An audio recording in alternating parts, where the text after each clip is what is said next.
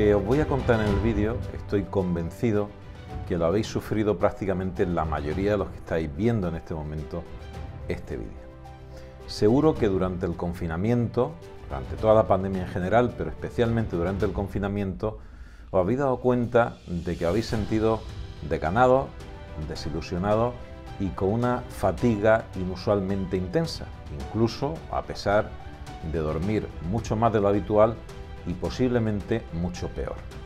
Esta fatiga tiene quizá un frente múltiple de distintos orígenes, que pueden ir desde la incertidumbre laboral y económica o la preocupación por la salud y la vida, hasta circunstancias personales y familiares muy dispares.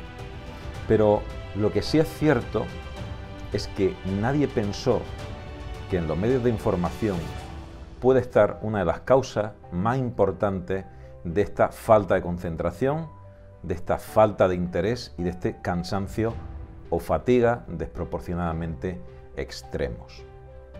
No es raro quien durante la pandemia y sobre todo, insisto, durante el confinamiento, pensó que podía ser una buena idea leer ese libro que nunca leyó por falta de tiempo o retomar ese idioma o cualquier otro proyecto que amarilleaba en el baúl de las decisiones incumplidas que todos tenemos.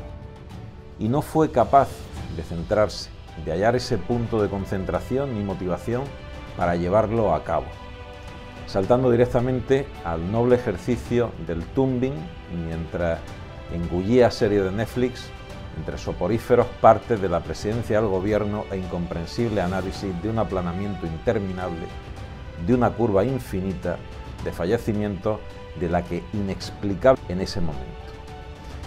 El gesto automático de apagar el televisor y no escuchar los medios de comunicación muchas veces nace como un acto reflejo que de forma inconsciente realizamos, identificando esos medios de información y las noticias con lo que somos bombardeados como el origen intuitivo de nuestro desgaste psicológico.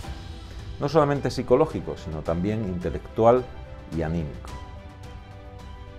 Hoy os voy a contar que una nueva enfermedad ha pasado a formar parte de los síndromes del futuro. Se trata de la IFS o síndrome de fatiga informativa. Síndrome de fatiga informativa. ¿Y qué es esto?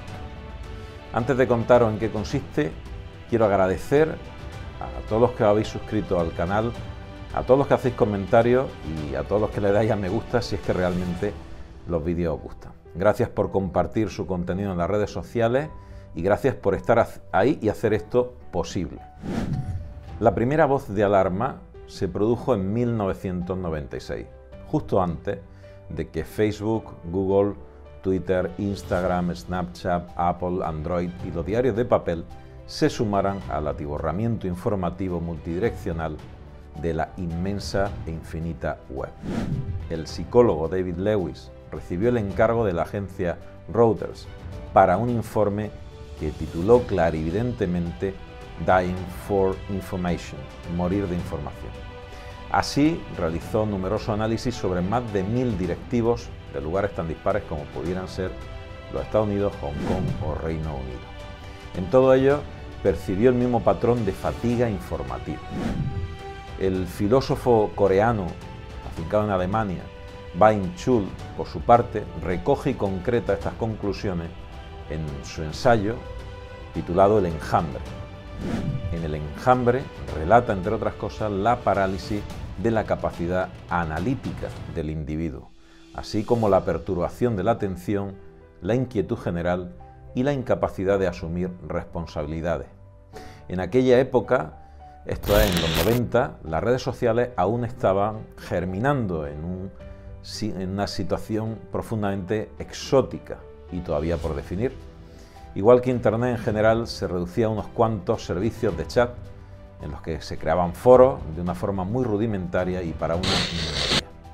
El año pasado, Facebook alcanzó los 1.860 millones de usuarios, casi el 20% más que en 2015, y más de 1.200 millones son activos de forma diaria. Esto es, envían y reciben información, señalan las preferencias sobre infinidad de temas con solo un clic de un ratón por medio de la herramienta Like. Se comparte, se expanden contenidos en todo formato imaginable, da igual que sean textos, audio, fotografía o vídeo. A día de hoy, en torno a una cuarta parte de la población mundial usa Facebook de forma activa, según un estudio de la publicación de Berger sobre ciencia e innovación. En 2030 el porcentaje podría superar el 60% de los habitantes del planeta. Hay que tener en cuenta que para entonces habremos subido de los 7.000 millones actuales a casi 9.000 millones de habitantes. Curiosamente, durante siglos hemos asociado más información con más libertad y más poder, pero no por tener más información nos sentimos ni más libres ni más satisfechos. Puede que tengamos una falsa sensación de ventaja sobre los demás, sobre todo en campos muy concretos. Estar bien informado se considera un privilegio, pero ¿qué pasa cuando nos sometemos a un bombardeo informativo al que inadvertidamente no ponemos límite?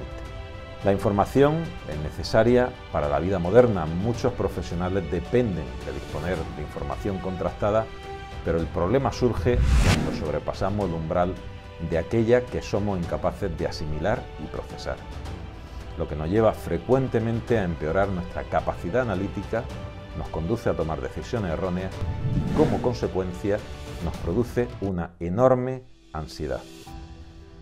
Si nos retrotraemos a hace no muchos años, cuando los canales informativos se circunscribían a los medios de comunicación clásicos como prensa, radio o televisión, e incluso en los libros, allá por los albores del desarrollo de los medios de información, mucho antes de la llegada de Internet y posteriormente de las redes sociales a la par de los dispositivos móviles y la multimedia, se vivió una verdadera luna de miel de la información en la que podíamos decidir ser dueños hasta cierto punto de nuestro silencio informativo.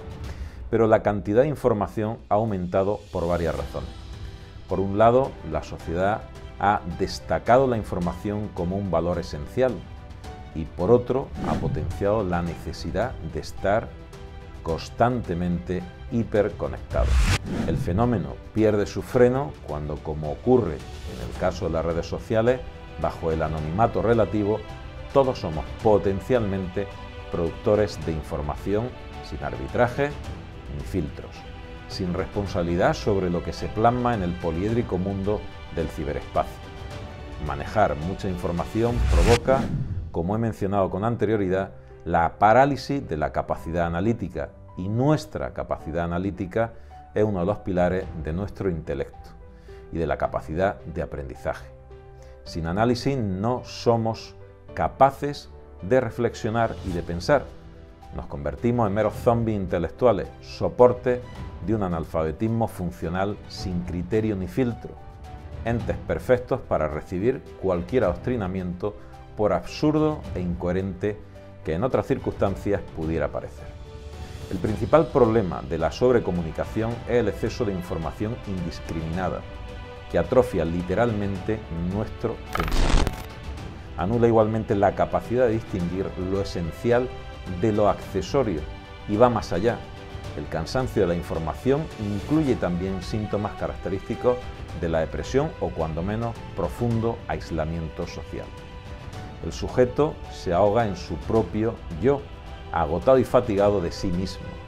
Nuestra sociedad se hace cada vez más narcisista y las redes sociales como Twitter, Facebook agudizan esta evolución, pues son medios profundamente enaltecedores del yo y del ego, donde uno se contempla a sí mismo reflejado en las reacciones de los demás.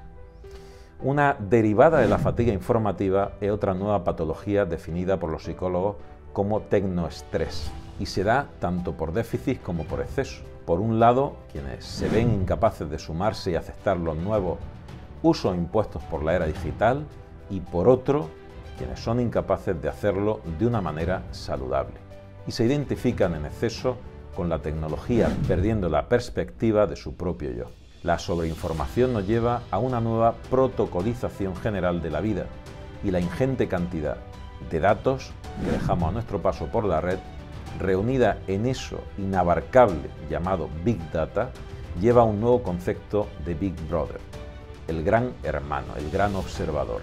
Cada uno observa y vigila al otro, y cada uno es observado y vigilado a su vez. Los beneficiarios reales de toda esta recopilación de información en la red no son los propios usuarios, sino la empresa y los estados. En muchos casos actúan como un solo ente.